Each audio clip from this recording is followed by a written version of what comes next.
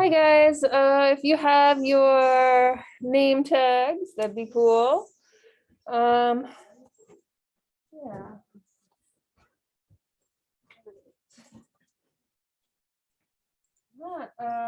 And Elena is gonna present. Did you submit your?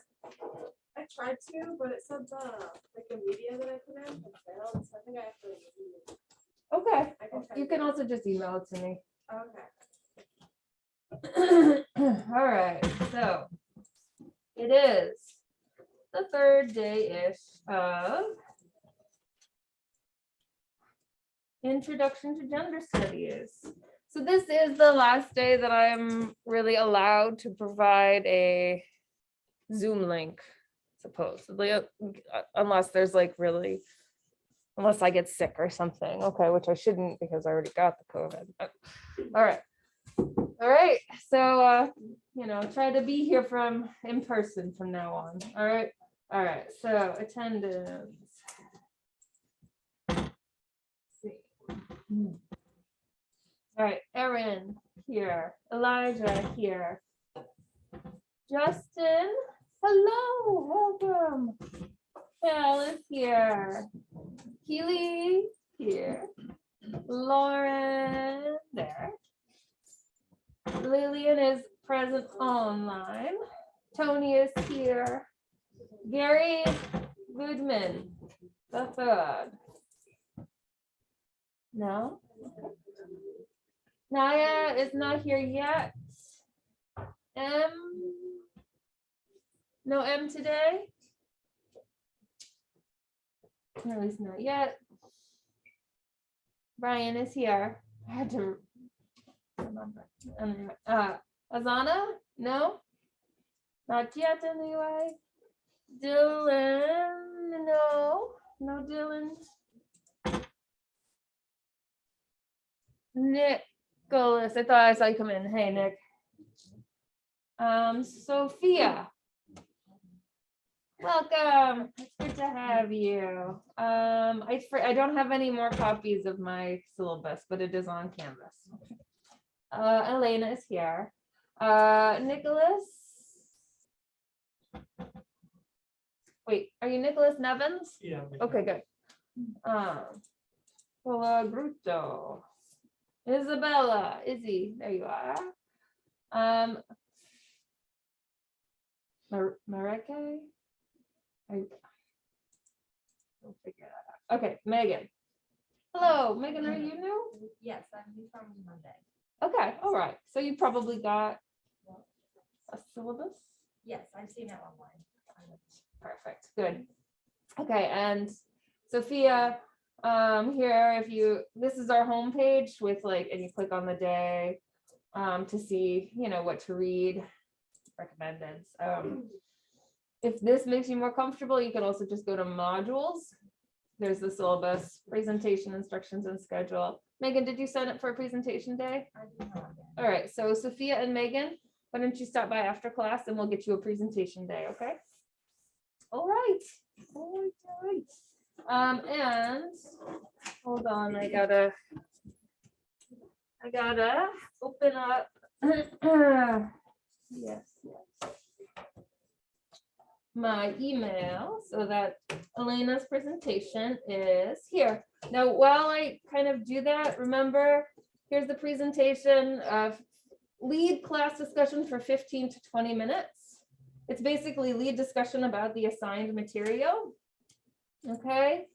And ask your classmates a series of questions, cover some of the important points in the reading. You don't have to cover all of them, but use them to analyze a current event, a historical event, a popular media text like a film, a book, a show, a commercial, etc. Okay. If you click on this link, it'll take you to the rubric. So you can see, okay, discussion questions, points from the homework or the reading, research, synthesis. So pulling together, the terms and the theories from the reading and kind of applying it to something. Okay, good. Let's see. Okay. gotten it yet. It says it's uploading right now. It's Okay. taking a while. I don't know. It is. Did you email it to me or did you? Yeah. Oh, wait. Is it Marike? No, Marike. Okay, good. So as I did last class, here's the handout for today. Feel free to take notes for future writing assignments. You will have an analytic response coming up. Let me look at when that is.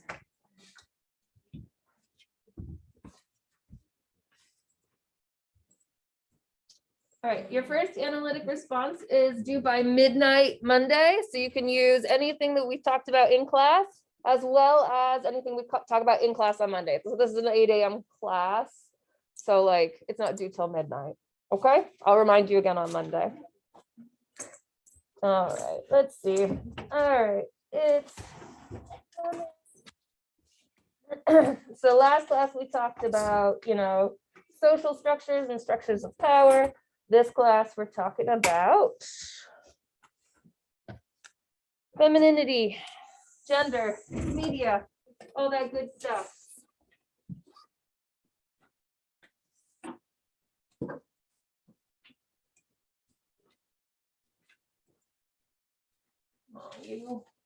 Did you email it to me or did you upload it here? And then I'm uploading. Okay, good. All right, so modules, presentation should be here. Yeah, look at that. Can I just download please? Thank you.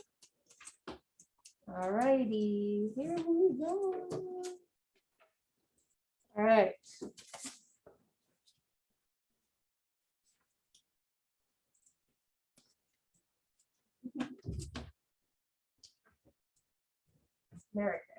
Marike, no, Marike. Sorry. I'm just gonna move your phone over, okay? Okay. Okay, so my section was femininity in media. So I started out with some of the boring stuff, like the key terms. So we covered institutions in the first reading. So basically, it's just a social order or pattern that has attained a certain state of property that it owes its survival to relativity, self-activating social processes. And some examples of institutions are family, marriage, media, medicine, law, education, the state, and work. And not everyone has the same access to institutions like hospitals, schools, marriage, based on their gender, race, economic status. And their primary sites for the reproduction of gendered, class, racialized, ableized, and sexualized inequalities.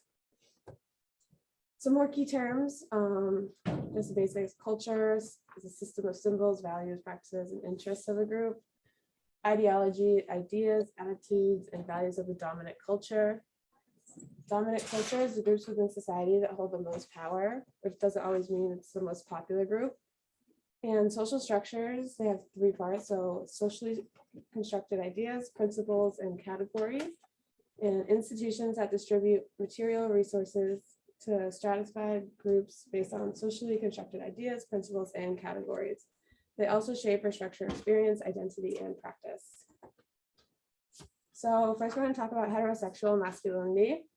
And they have privileges such as salary and wage raises and advancement opportunities that not all females have, especially in the workplace. And the typical male is white, heterosexual, married, wealthy, and has children in the United States. People learn to fight back against civil rights movements, feminist movements, and the institutions earlier. Now we're going to cover some media. So the average American, ages 18 to 34, spends 2 hours and 45 minutes watching TV. And I think a lot of the femininity in media comes from Disney movie plots as like children. So they have hegemonic masculinity and emphasize femininity. So all of their movies are really based off like a feminine princess that needs help from a masculine heroic male.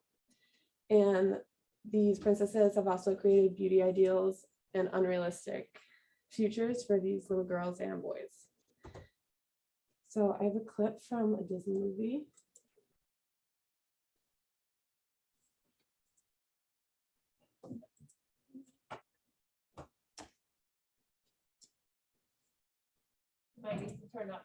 I turned it way down because we were getting feedback on our speakers, so you will have to turn it up on that. Yes, that thing. Okay.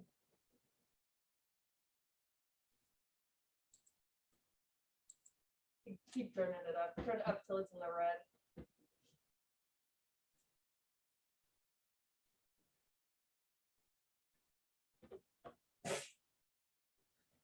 Oh, and you know what? I have also turned it down on the computer. Okay. I'm a bad. Sorry. Is there a way for me to turn it up? If you go to the bottom, and then like stop. Yep. You see the volume? No, I do not. Why is that not there?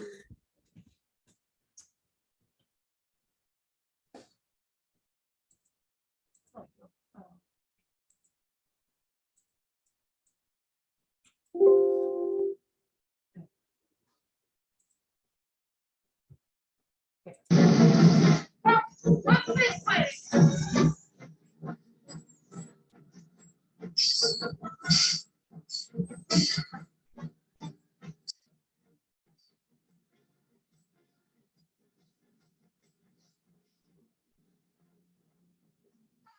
Those for a truth fly swift and sure, that evil die and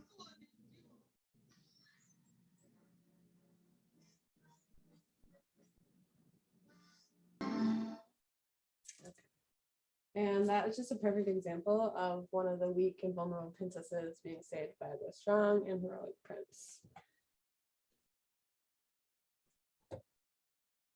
So now we're going to go into TikTok, which has been a huge trend lately. So on the app, we see that women are sexualized for their bodies and what they're wearing.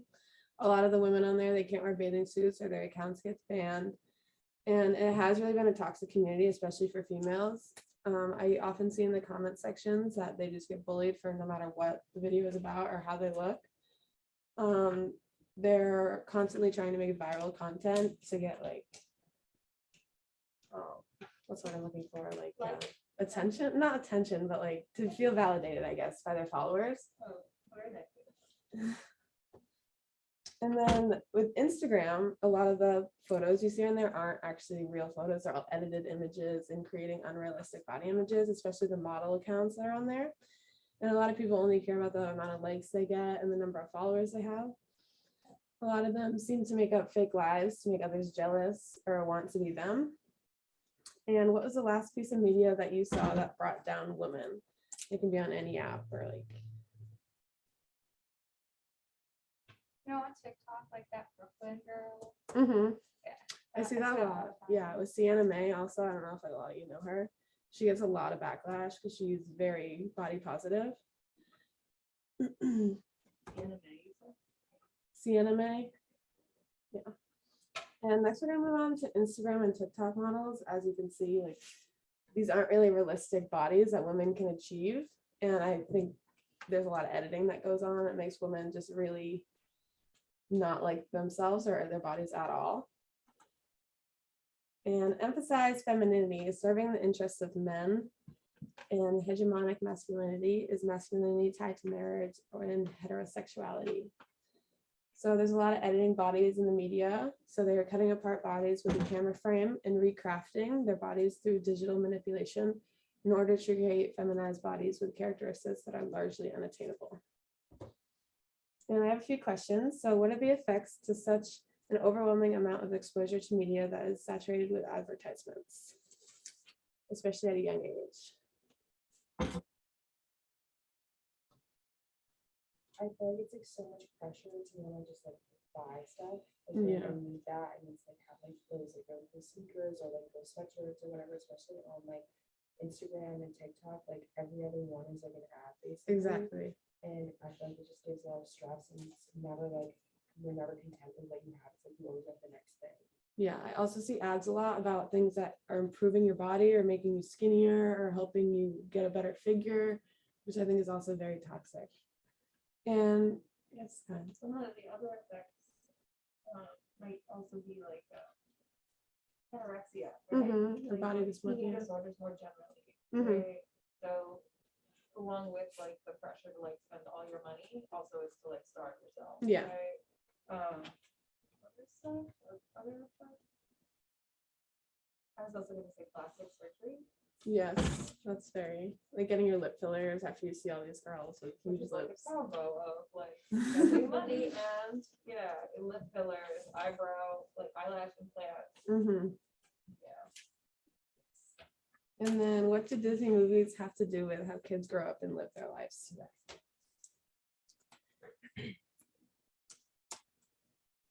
I mean, I think they're doing a better job now. Mhm. Because they're doing all like female empowerment movies like Frozen, and I think I haven't seen the new Encanto movie, but I heard it was Yeah, like- I actually looked at that one for the Yeah, presentation. but they've definitely been doing a lot better. Yeah. Now because they've noticed that like every single Disney movie has the same theme, like Yeah, damsel in distress that needs help from a man. exactly. I think they're also doing a really good job, like involving different races and like gay versus straight people now into Disney movies. I think it's awesome. They just, they're coming out with new movie, new live action remake, right? It's like the live action remakes are also a way Mhm. to kind of make for the live action remake.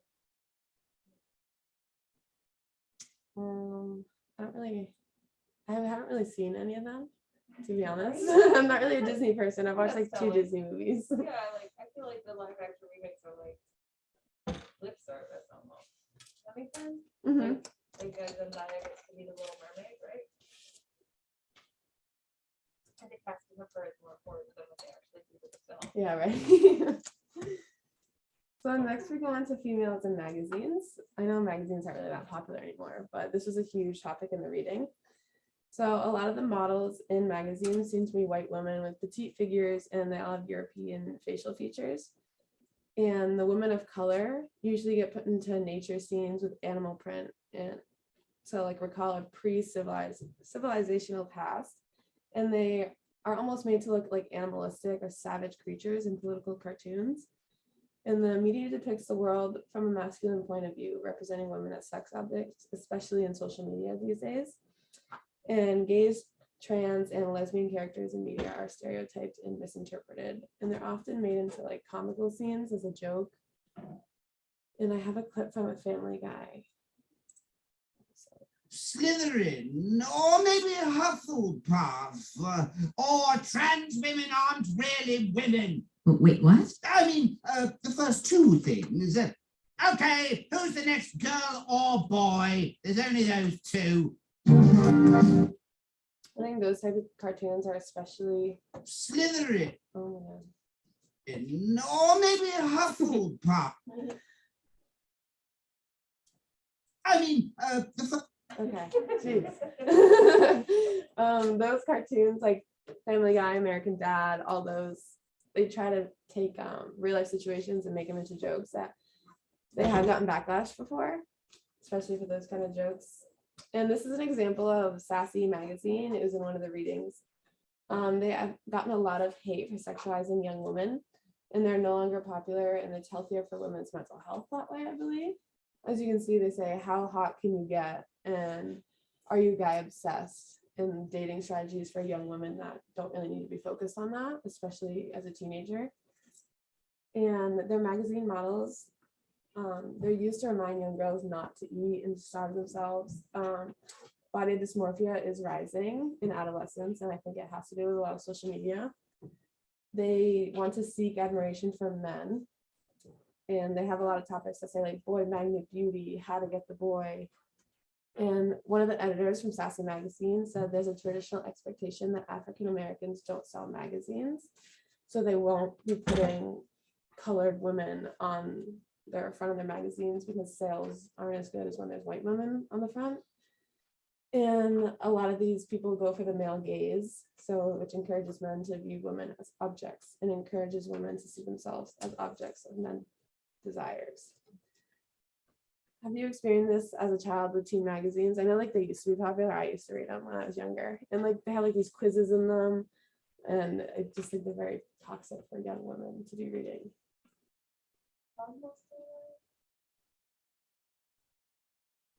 Obviously not.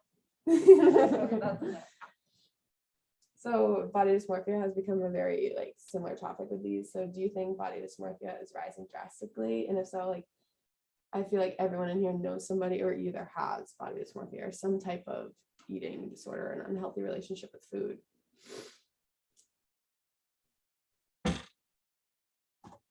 So this slide is an ad from Dolce and Gabbana, and they had a lot of backlash on it, so they had to take it down. And this is basically a gang rape fantasy for the women, and it really just views women as sexual objects, and women would actually fantasize about being raped by men for some reason, and men tend to believe this, so that they really had to take this down. Another example of this is like 50 Shades of Grey, which that really sexualizes women in that movie, and they want to get their fantasies about being abused and raped for some reason. Yeah, like it's like normal now to, and I think men also think that's very normal, and a lot of women just don't want that realistically, probably. So yes. That makes sense.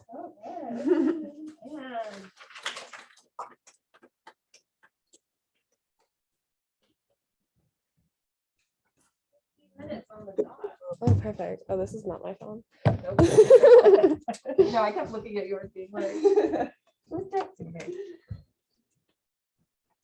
Okay, all right, awesome. All right, so that was, oops, Naya entered, oops. Hi, all right, so excellent first presentation. So I thought that Alana gave us a lot of good foundations, kind of talking about some of the terms, but it might be even better to kind of review them again, specifically as we apply them. Okay, good. I really got to get batteries for this guy. All right, so today, Alana presented. We're going to review the reading as needed, specifically social structures, institutions of culture, media, masculinity, femininity, objectification, and links to the materials you see in your life. Okay. All right, so social structures. What do you remember from last class about social structures? You're going to put it in your own words. What do you think is a social structure? You can get out your sheets from last class even. Look at Tony, she's on it. What do you think? What are some social structures? Not just Tony. In fact, she got a what do you think?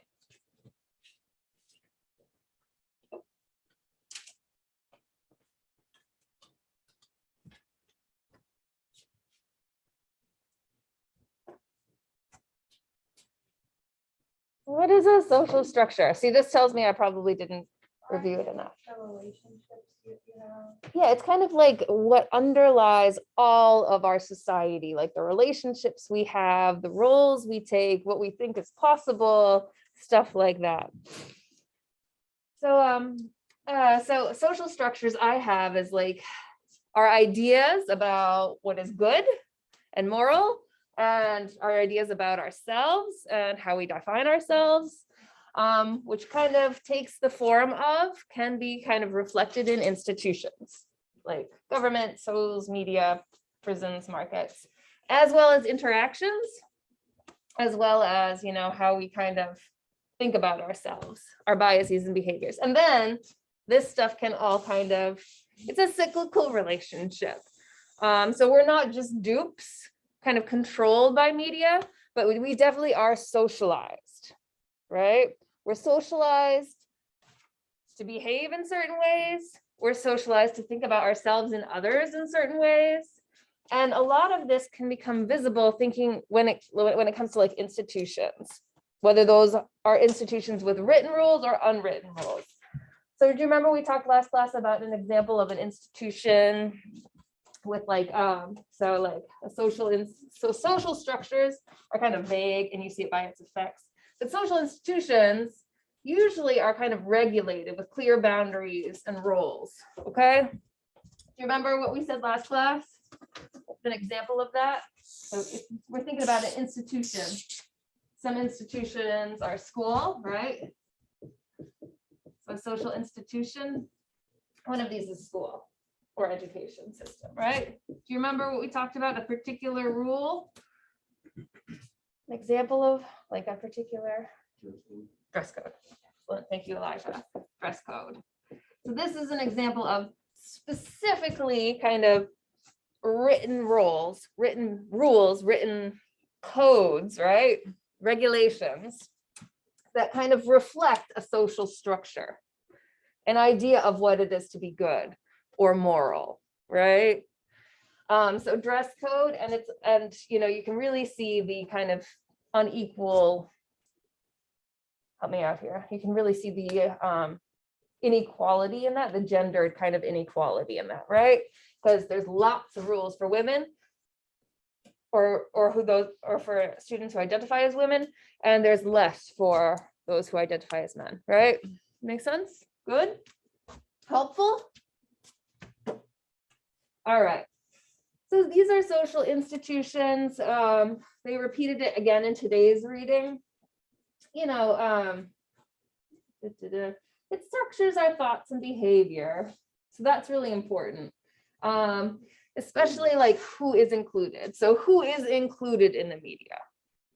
Who is shown in the media? What do you have to be like? What do you have to look like to be shown in the media if you identify as a man or if you identify as a woman? We're going to talk about that, okay? As well as health. Later this semester, when we do healthcare, we're going to talk about, okay, like how is the healthcare system kind of like racist? How is it kind of sexist, right? Stuff like that, as well as law, work, politics, religion, family, education, stuff like that, okay? So they say that institutions, these things, are the primary elements of socialization. They kind of force us to work or behave in certain ways, right? So you could be the most empowered woman ever, right? And, you know, totally sex positive, totally body positive, you know, willing to kind of do all that good stuff, willing to wear a feminist face mask to work. But maybe when you start to enter the professional world, people tell you don't dress professionally, right? And that you need to fix that. Primary tool of socialization, okay? All right. That's why like we have like a little bit more than a third of the semester dedicated to institutions, the last third of the semester. Okay. All right. We also talked the last class about binaries, binary systems. What's a binary? We did institution, we did binary. What is a binary? Yeah, was that Nick? Yeah. All right, Nick, and you were gonna say that too, Izzy. Yeah. Yeah, it's like two opposites, right? Two opposites. Either or. A binary, you're either one thing or another. An example of gender binary is the idea that you can either be a male or female, right? Male or female, kind of like the sorting hat from Alina's video, right? And that is, I think, also a poke at J.K. Rowling, who's so horribly anti-trans, right? Yes? Okay. All right, so you can be one of two things, a male or a female. That's the binary system of gender. And that is kind of one of those unwritten rules. It's an unwritten social structure, right? That governs a lot of our lives. And that is actually pretty oppressive, right? And we talked about how this happens, you know, like individuals are socialized in school to accept this with gendered bathrooms, right? Make sense? You have to choose whether you use the male bathroom or the female bathroom, the boys' bathroom or the girls' bathroom, right?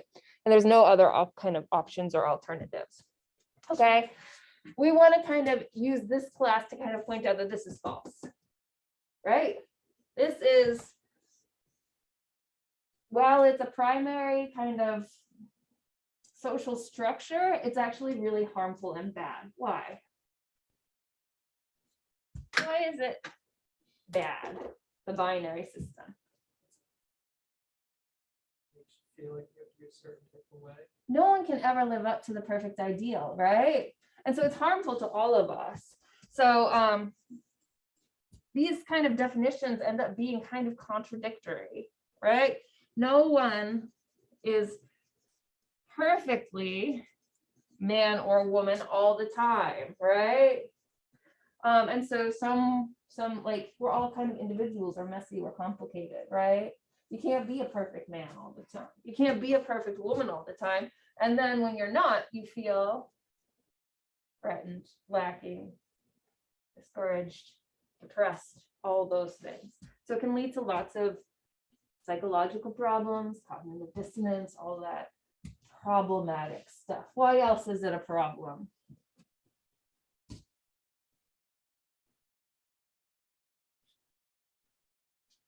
Well, okay, so part of it is kind of based on this myth of biological determinism. Binary, they say like biological determinism. And this is the idea that boys are born with penises, girls are born with vaginas. But even that kind of neglects the kind of, I mean, genders just doesn't work like this, right? So you have gender identity, that's what you identify as. Do you identify as a boy? Do you identify as a girl? Or do you identify as non-binary, right? Or fluid, right? Or even, you know, let me see if like gender identity is like womanness or manness. Okay. Is how you're in your head, you experience and define your gender based on how much you align or don't align with what you understand the options for gender to be. This is a helpful kind of thing. Okay. Even here, the sex assigned, the anatomical sex, all right, that's the physical traits you're born with. Even that, you can be female, male, but there's all kinds of options for intersex. You can be anatomically intersex. We're going to talk about this more later. You can be hormonally intersex. You can be, there's one other way that you can be intersex. Like, so like maybe you have a lot more testosterone, right? You're born with female parts, but you have a lot more testosterone. And so in that way you're intersex.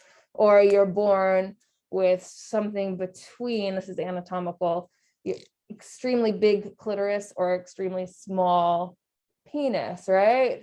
That is a thing that happens. And it's like people used to do surgery on babies to fix it, all right? So there's all these different kinds of ways that this is a lie, and it's a lie that is harmful, okay? You also have attraction as well as expression. Basically, to say that there are two sexes is an oversimplification that erases or makes the people who don't identify in one of those two ways, right? And we all don't identify at some point, but some of us don't identify more than others. Good. All right. All right, so culture. This is my culture slide. So this, we're starting to get into today's reading. What do you remember about culture? We did social structures. We did the gender bread and the social institutions. What do you remember about culture from the reading? What is culture?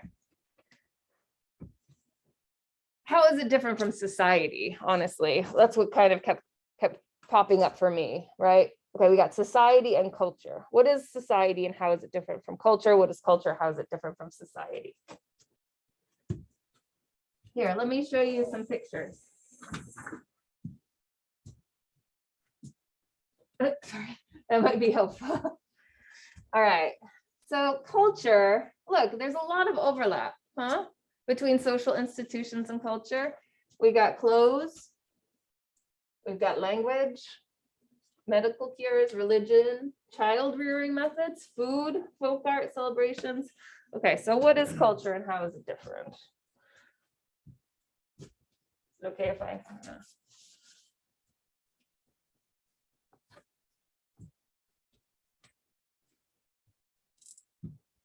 go ahead. It's Nick, right? Yeah. Yeah. Like, to me, culture is like the social norms and stuff that a society all kind of share, if that makes sense. Something Right. that like a group identifies with. Social group. So the kind of norms or values, Yeah, or things they like doing. or anything norms, like that. values, practices Yeah, of a particular social group. Yeah, good. All right. So a system of, they say symbols, values, and practices. Look how close we were, right? Symbols, values, and practices of a social group. Usually the ideas, attitudes, and values. Okay, so this is culture. What is dominant culture?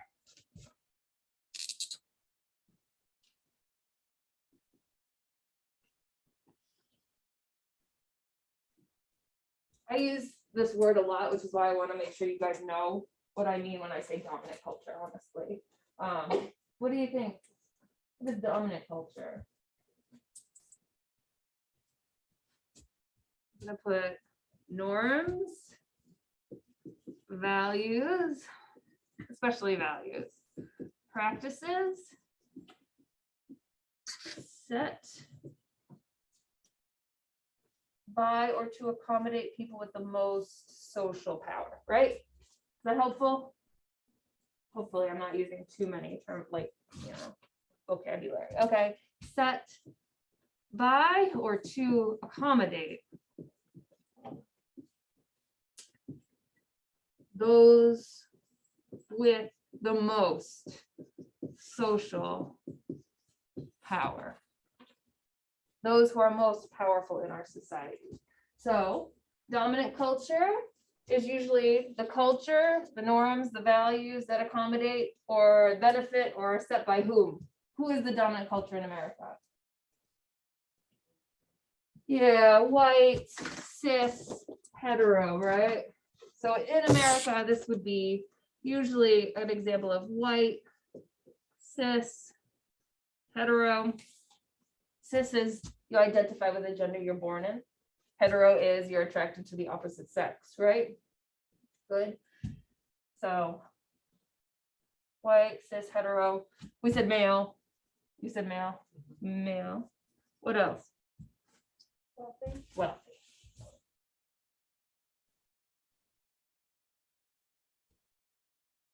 And if you were gonna kind of look at, okay, so we got also that one. It's like waspy. Have you heard the word wasp? White, Anglo-Saxon, Protestant types. And so like the wealthy, I'm like Christian. I'm gonna put Christian here, okay? Generally Christian. You okay with that? Yeah. Okay, so this is kind of the dominant culture of America, right? It's not the dominant culture of every society, but it's close because of empire and all that good stuff, which we're not going to get into now because it's very complicated historical. Good, good. All right. Can you think of an example of this? Of an example of dominant culture. So perhaps like a law or a practice or an expectation. I can tell you one. Ready? Okay, no, Elena's gonna. What I see is like with presidents, they're all white males that come from wealth in one way or another. And No. cis and hetero, all of those things, right? So an example of, dominant culture is the fact that the only people that get elected to be president, we had Elizabeth Warren, we had Hillary Clinton, people don't vote for them, right? Because of the dominant culture, because of what we've been all socialized to value. Whether we're men, women, black, white, whatever, we've been socialized to value this. Okay? So even if people don't think that they're sexist, even if they don't think they're racist, they feel most comfortable with someone like this top, right? Excellent, right? America, look at their presidents. And we're actually behind a lot of the world in this. I mean, places like, I forgot to look it up, but like places that would surprise you have had female prime ministers who we think of as way less enlightened and more backwards than we are, okay? I was also gonna say, like, here's an example from my own life. So my kids are at like they're 2 and 4, right? So they're at like preschool, daycare, whatever. And we're supposed to go in and have parent-teacher conferences. All right. What happens is there's no school that day, and a parent needs to come in and talk to them without the kids that day. So that assumes that there's at least 2 adults, right? It kind of automatically assumes, erases, creates problems for single parents, right? And it assumes 2 parents that are financially secure enough to take time off work, right? Right? So there's all kinds of, I was so pissed off about this particular thing, and I was kind of like, what are you doing? But yeah, so I guess that's what you get when you send your kids to preschool. I don't know. Preschool is messed up. Okay. Some people talk about the cultural iceberg. I understand you can't really see this. Let's see if I can make it bigger. I can. All right. So here is kind of surface culture. You probably still can't read it, but I will post this. So surface culture is things like food and flags and festivals and fashion, holidays, music, arts and crafts, literature, stuff like that. That's kind of the culture that you can see on the surface. Deep culture is much more insidious and actually much more interesting. So deep culture, it can be approaches to not just religion, but courtship and marriage and raising children, decision-making, problem solving.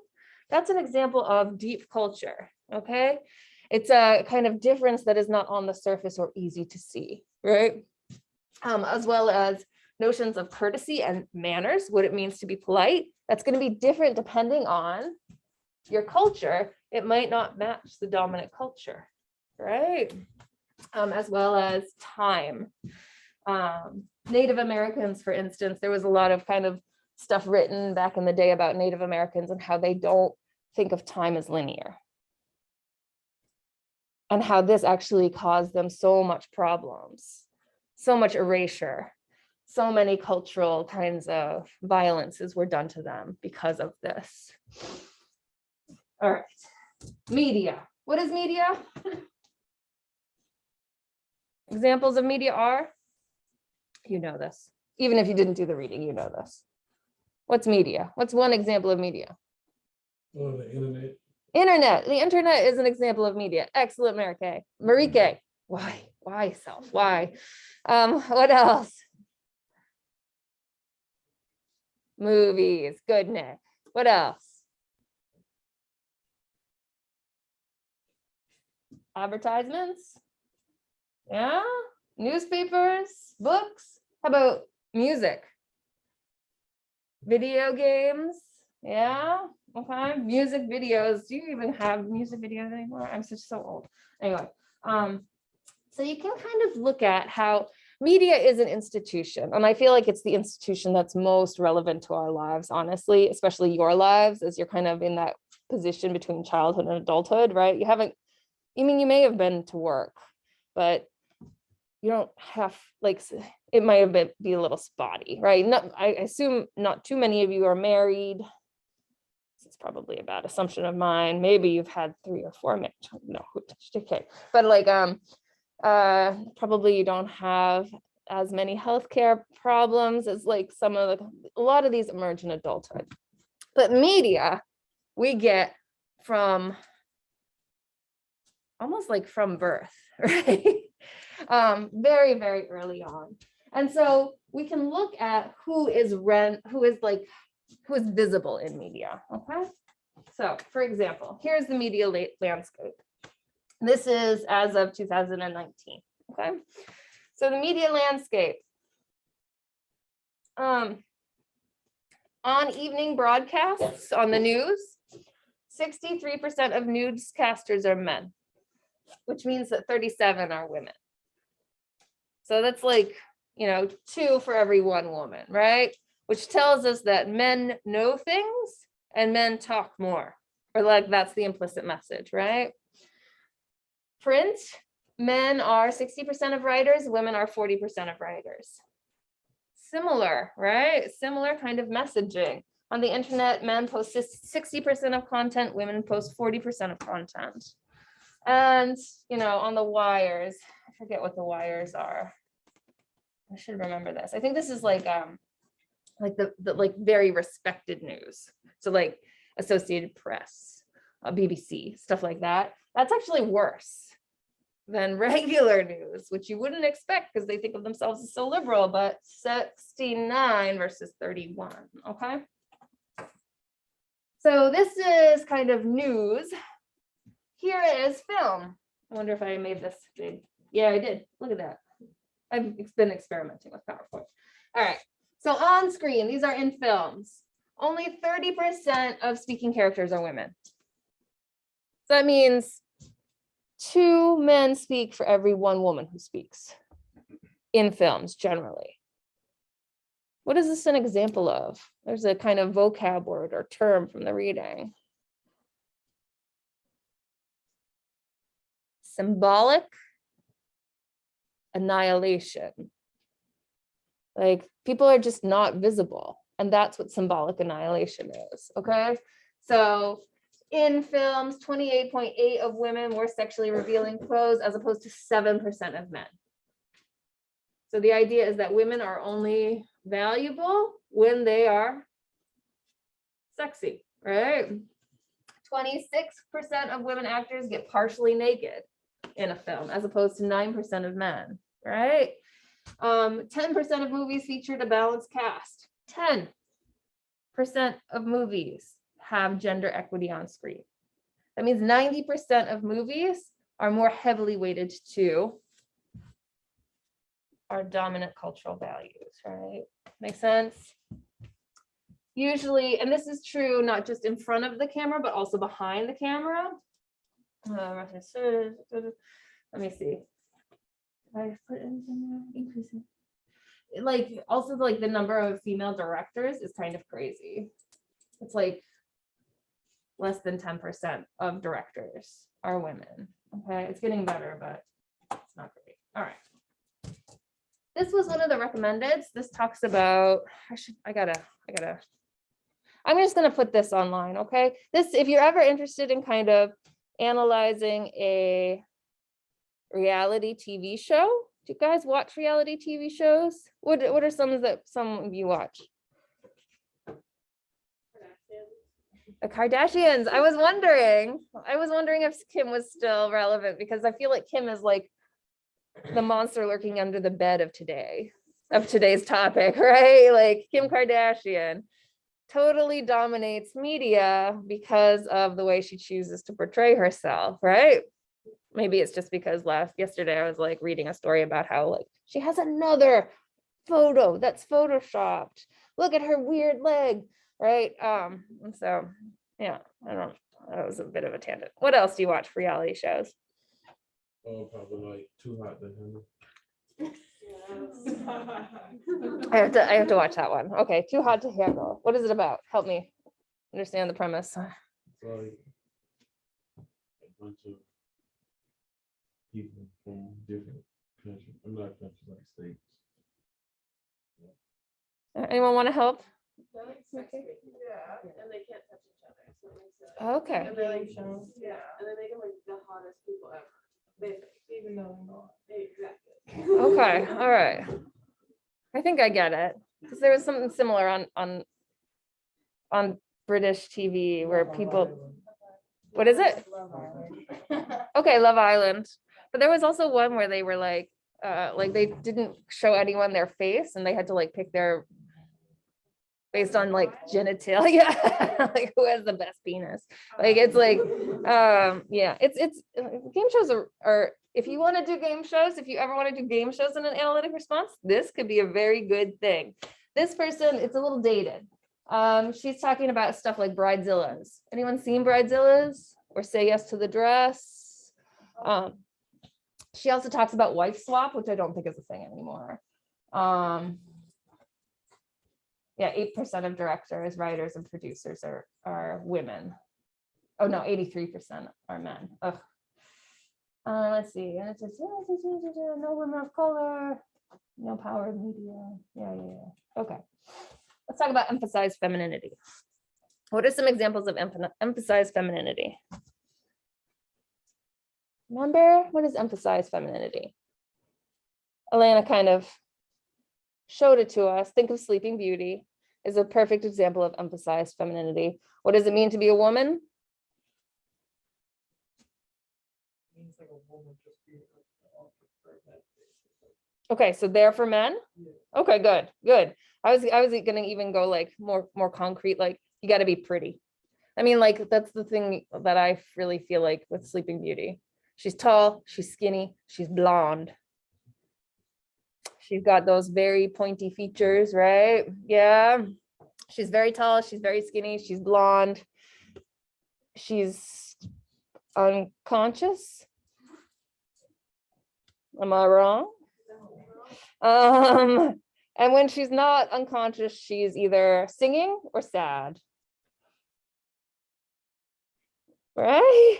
So what do we have here? Emphasize femininity. It's all, women don't really have much of an internal life. It's really all about their looks and their sex appeal, right?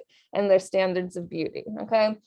So here's an example of an ad where we have kind of emphasized femininity. How can we see it here?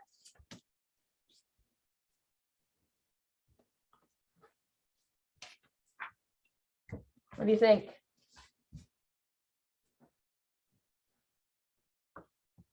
Yeah, are you beach body ready? Means you got to be skinny, right? Like if you want to run around in a bathing suit, you better be skinny because otherwise you're not ready, right? Like, and also it helps if you're blonde and white, right? Is that first one though? Is that first one about actually fattening up? It says Yes. ironized yeast down. Yes. And that kind of shows that actually emphasized femininity changes with time, right? And that's how we know it's socially constructed and not natural or biological or anything like that, right? Because it used to be, oh, you're too skinny, here, you know, gain 10 to 25 pounds this new easy way in all the places where you want it, right? Be busty, you know, look more like Marilyn Monroe. So this is a kind of ad that says like, this is not what you want to be, this is what you want to be, and buy this thing. Going back to Sophia's kind of earlier point, buy this thing that will help you. Now it's, you got to lose 10 or 20 pounds, right? 10 to 25 pounds. Here's another example of emphasized femininity. Tell me about this. This Mother's Day, get back to the job that really matters with Mr. Clean. What does this imply? Every cleaning commercial is like featuring a woman. Usually it's the person. It's women's job to clean. And that is the most important job. That is synonymous with motherhood, right? If your place is not clean, you must be a terrible mother. And also by implication, a bad woman, a nasty woman even, right? Make sense? Good. Here we get, again, emphasized femininity kind of serves men. You're really there to be pretty. You're there to be objectified. And you're there to take care of the house, right? When you get older and are not as sexy, you better be cleaning. Here's an ad for chips.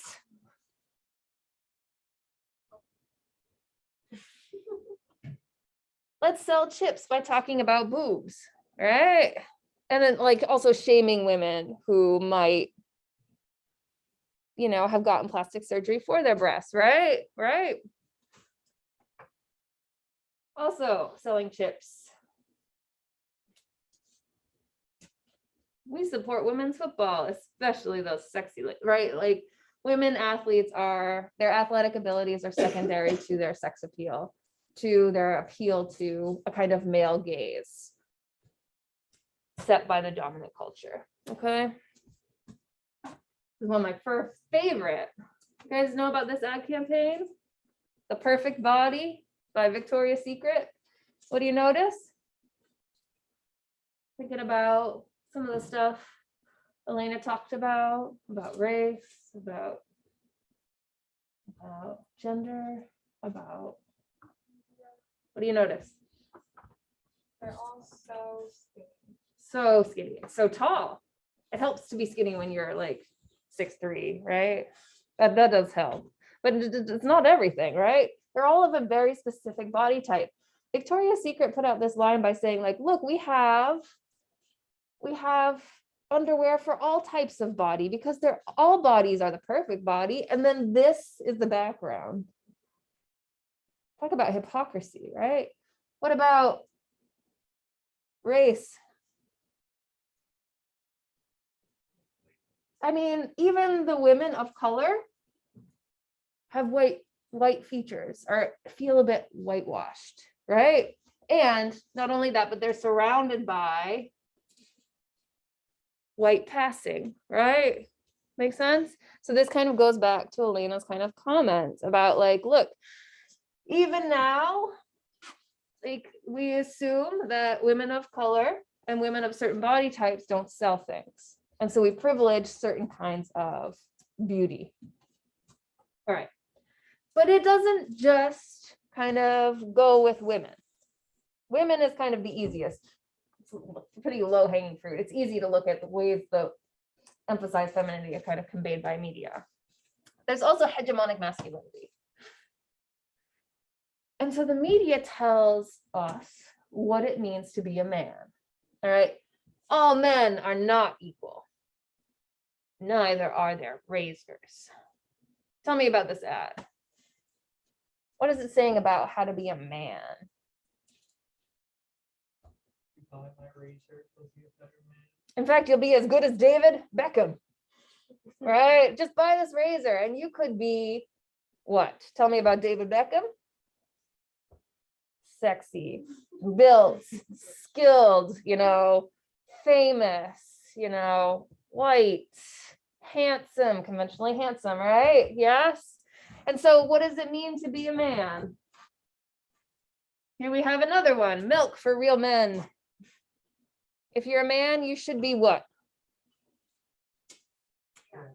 Jacked, totally jacked. Also doing dangerous shit like hanging off a cliff with no rope, right? Jacked, tough, disregarding danger or caution, right? If you're, too cautious, you must be girly, right? There's a whole industry built around this, right? Built around making men feel like they're insecure and thus you should buy my product. Buy this particular razor, buy this particular kind of milk, buy this particular deodorant / body wash / whatever it is, right, Erin? Old Spice, I know so many girls who use that, like I use that here. Nice, right? It's not that flowery. Wow, they're really missing out on a market, aren't they? Elena? Oh, no, I was just agreeing with her. Yeah, okay, yeah. So I guess you smell like a man. No, just kidding. Right. But like they use a half-naked guy on a horse to sell this. Like I don't quite get it, although it is a little bit more progressive because at least he's a person of color, right?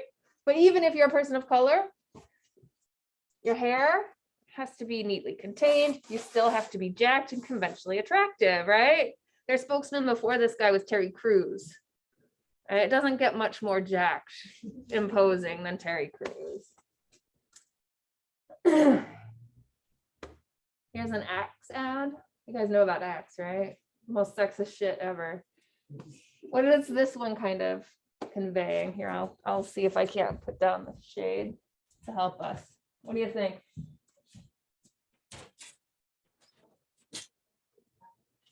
Yeah, he's that, which means, oh, women think he's terrible, right? But as long as he uses this body spray, He'll look like that. yeah, he'll look like that to women because women are both shallow and dumb. Right? And men are only worthwhile if they're looking like this. If you look like this, look, right? Like you're not valuable. We don't like, the dominant culture has no use for you, right? Okay. So let's put this together. Let's look at this particular ad. Ready? So hegemonic masculinity is culturally valued masculinity tied to marriage and heterosexuality and patriarchal authority in the family and the workplace. It maintains its privileged position through subordinating other less dominant forms of masculinity, like less physically powerful or out of shape or, stuff like that. All right. Whoops, sorry. So media also reproduces racialized and gendered normative standards in the forms of beauty ideal for both men and women. Right, so this was the Vogue cover, pretty recently.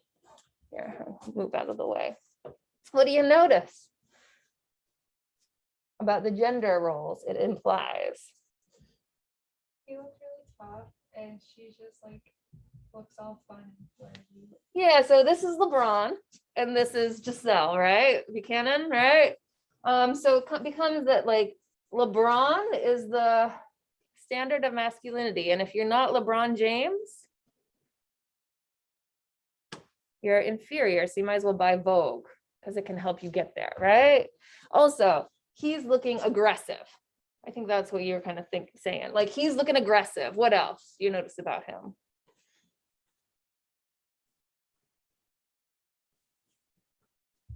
Jacked, right? It continues to be jacked, right? LeBron continues to be jacked, aggressive. Also, like, what do we notice about like his body? No, we said jacked. He looks like he's ready to fight. Yeah, like it's kind of like he's grabbing the girl and taking her away. Which kind of links to this, right? This is like the racialized bit as well. Like we want our Black men to be half savage, right?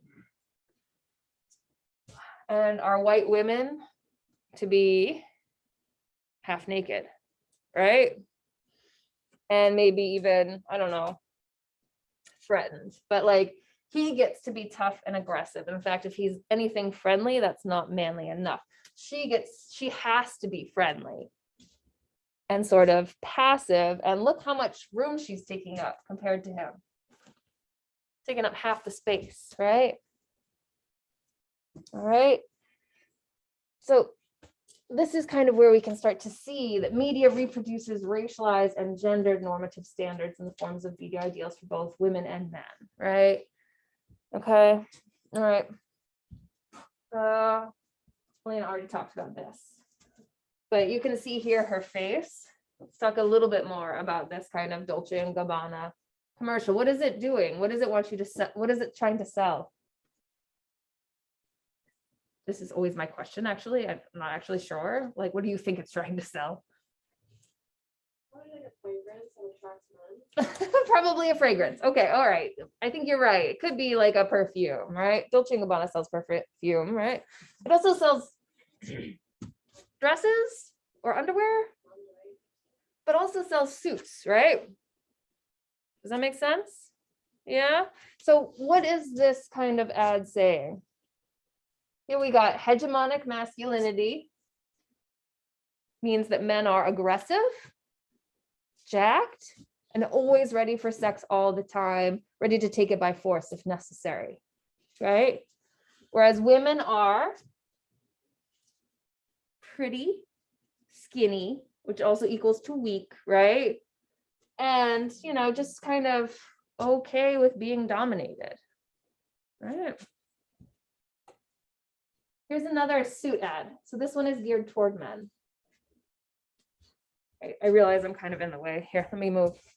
What do you think? It's terrible, right? This guy wearing this suit, look at his face. He's like, I'm a super powerful man. I could do anything, including hook a woman and drag her across my hood of my car. Giving Ted Bundy. Really, it really is, because it's not really clear if she's unconscious or dead, right? She looks, and so like, oh, I'm. This suit makes me powerful and respected enough that I can do anything, including this, right? That's the messaging from these kinds of ads, right? And so not only does it, you know, have us spend our money, reproduces like these kinds of problematic ideas of gender, but it also glorifies what? Rape and violence against women, right? Yeah. All right. This kind of is also rape, violence against women, the disregard of women as people, the kind of inability to kind of recognize that women are people, is all a lot of it can be linked to objectification and symbolic annihilation. I talked a little bit about symbolic annihilation, and Elena talked about objectification. In objectification, women's bodies are cut apart so that you only focus on one part of their body, and that makes it easier to think of them as an object and less as an individual, right? Tell me about this. Granted, it's from 1978, and it's a porn magazine, right?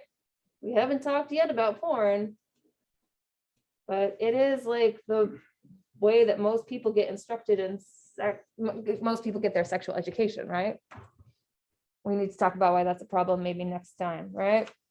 What do you notice? What's going on? She's in a meat grinder. She is in a meat grinder. What the fuck is happening here? Tell me. Help me break this down. Help me analyze it. Women are just meat.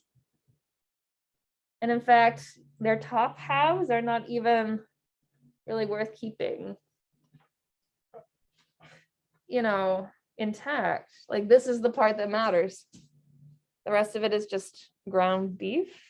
Go ahead, Nick. It's like the weird quote that you'll no longer hang woman up a piece of meat. I know Buster was like considered like the worst. The worst, form most of objectifying. But they kind of just like making fun of that basically by saying we don't care. Yes, women are just meat, and we will continue to represent them that way.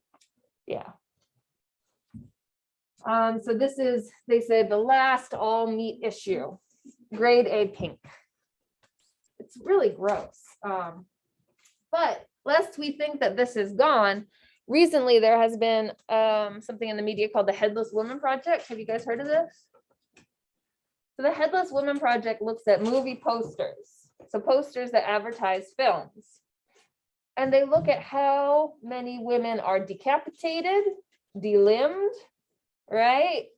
And objectified by film posters. So we have here the Kingsman. Do we really need this framed by her vagina? Right? Makes sense?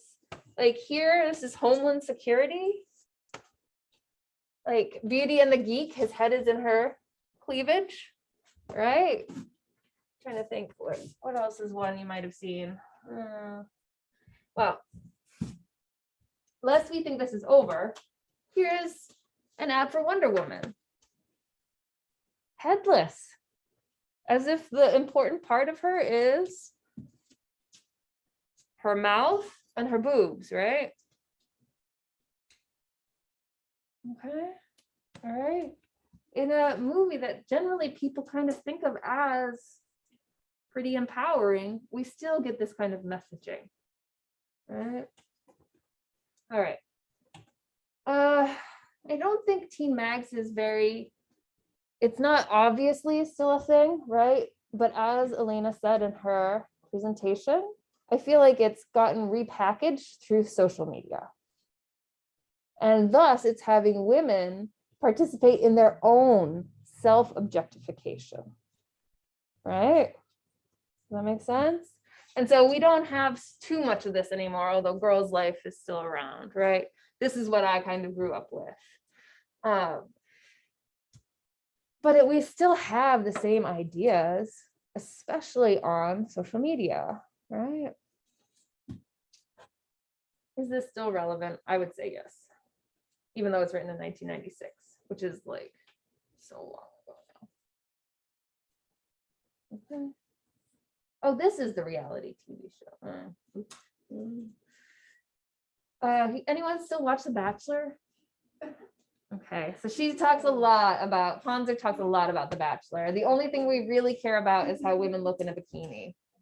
And women are always put in constant competition with each other for love, for a man's attention, right?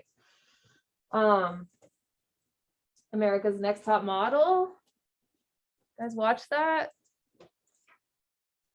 I mean, it's not being made anymore, but it's still around, right? Real Housewives. I wonder, anyone watch RuPaul's Drag Race? So like RuPaul's Drag Race really kind of makes fun of a lot of this, but also I wonder to what degree it reproduces it in problematic ways, but also like, I think that's a good topic for an analytic response is, thinking about RuPaul's Drag Race. The word voiceovers. All right, look at one of the last questions here on your handout. Blah, blah, blah. So we talked about that. We talked about male gaze. Okay. Look at one of the last ones. Or really the last two on this handout, right? I know, I got 3 minutes. What is one piece of media, show, or program, series, a film, a song that you watch and are familiar with that you like that we did not discuss in class? Think about some kind of media that you consume that we haven't really talked that much about. And if it's your TikTok feed, that's fine. If it's, your Instagram story, that's fine. You guys are too young for Twitter. I like reading manga. Yes, do that. Yes. Manga and like whatever Netflix series. What are you guys watching on Netflix? Are you watching? What did I watch most recently? I feel like it's gotta be the Queen's Gambit. Queen's Gambit. Before that, I watched The Chair because I'm obligated to as an English professor. It's all about English professors. Have you seen The Handmaid's Tale? I haven't. That's very exceptional. Yeah. I mean, It's really good. but- Margaret Atwood is kind of the one who wrote the original. I read that. So, but they're doing some really interesting things with it. I'm trying to think what else we got here. Birds of Prey. Have you seen Birds of Prey? I'm watching Rain right now. What is it? Rain. Rain? About this like girl who's gonna be queen, I guess. Okay. Oh, right. Rain. I've seen that advertised. I haven't seen it. Yeah. Similar to that one. Oh my God, there's so much to be written about Bridgerton and consent. Yeah. Consent issues and yeah. So like, how does your program that you kind of watch either challenge or reinforce or both some of the ideas discussed in today's reading? Okay, this can get you really started on an analytic response for Monday. Okay, as you go into the weekend and start to consume media, think about it in the back of your mind. Okay, all right. To what degree do you see emphasized femininity? To what degree do you see hegemonic masculinity, objectification, symbolic annihilation, dominant culture, stuff like that? Okay? All right. Have a great weekend. And I will see you again on Monday. Who is presenting on Monday? He's like, one second. When M presents on beauty and behavior. Oh, before you go, there's I would only watch like the first half hour of this documentary, okay? It gets kind of repetitive. Not that it's not all good, but okay. Okay. For the analytic response, like, can you do like a mix of like, if you're speaking from like your own experience and Yes. research? I didn't know how like open-ended I you mean, wanted it. in generally, no, but like this class, the personal is political, Okay. right? So like, what do you experience? And then kind of be analytic about that. Okay, thank you. I just want to like pick myself. Yeah, I have no idea like where to get started with that. What shows are you watching? I don't really. My mom watches Supernatural all the time. There's a lot. Yeah. I mean, I remember watching that show and being like, what the fuck is this thing about how to be a man in America? So like you could, Okay. and you could look at like 1 or 2 episodes. Yeah, I just didn't know what you were looking for. Try to be as specific and like, so that's why I would focus on like 1 or 2 episodes from whatever season. But like they also like ran into a lot of problems because they kept killing off the female characters in that show. But like Okay. that might be a lot to kind of, yeah. Hey. We just need to sign up. Yeah, definitely. The other thing. And you need to sign up for a presentation as well.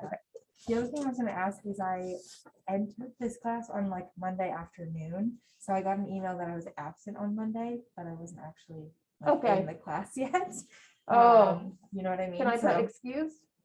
yeah, probably. If just send me an email because I'll Yes, forget. I will do that. Yeah, okay, good. So just be like, oh, I was not in class yet, so could that absence be Right. changed to excused absence? Okay. Okay, Sounds good. all right, so this is like everything's full. Mhm. Here, Justin, as well. Everything's kind of full. So that means you get to pick anything. Does that make sense? Like, there'll be 2 presentations on that day. Here also is modules, syllabus. So like, those are topics. So like, you could do, let's see. So like, the first unit is all about growing up. So beauty and behavior is next. So that's like how women are kind of sold on how to be beautiful. There's masculinities, sexualities, race and acceptance, privilege and class, and then intersectionality. Then unit 2, sex and agency, is kind of like about like virginity and like some of the sex myths we tell ourselves. And then after that is rape myths. College and sex is kind of like about hookup culture and sex positivity.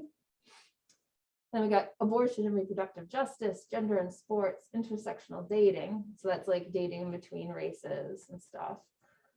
And oppression Olympics, we're not having a presentation that day because it's a different kind of a day.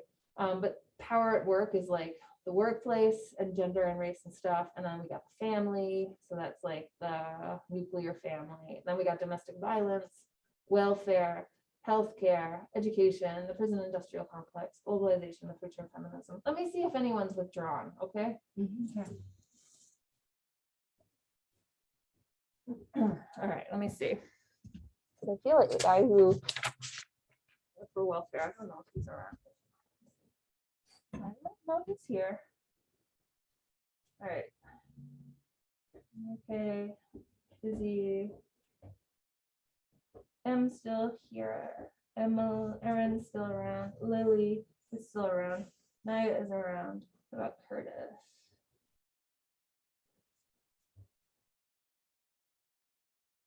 I don't see Curtis anymore. I think I was looking at his topic. Privilege in anyways. class? Yeah. All right. I'm gonna put both of you there. I'm not gonna erase him exactly, but I'm gonna put Sophia. All right. Nick P and Nick N are both still here. Azana, as far as I know, is still here. Okay, Alina. Oh, but Alina, I think someone else signed up for that day. Let me just look about whether there is someone from college and sex.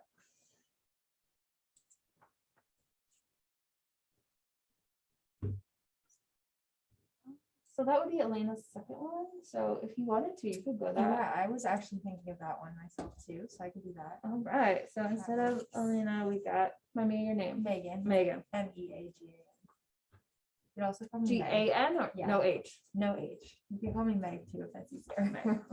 All right. All right, good. And for you, keep forgetting, because you're in that other class. I'm like, oh, you're all set.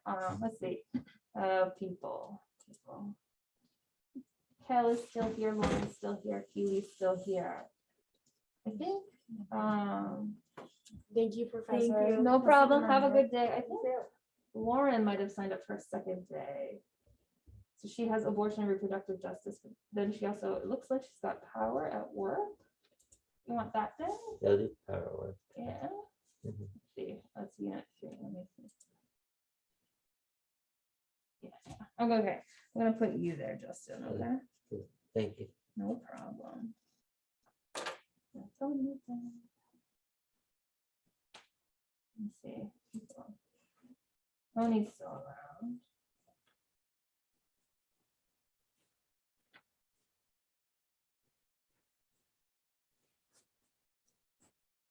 No, I don't see Tyler. Okay, so also welfare is around.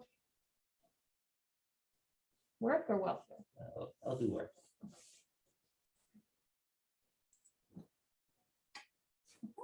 All right, good. Thank you.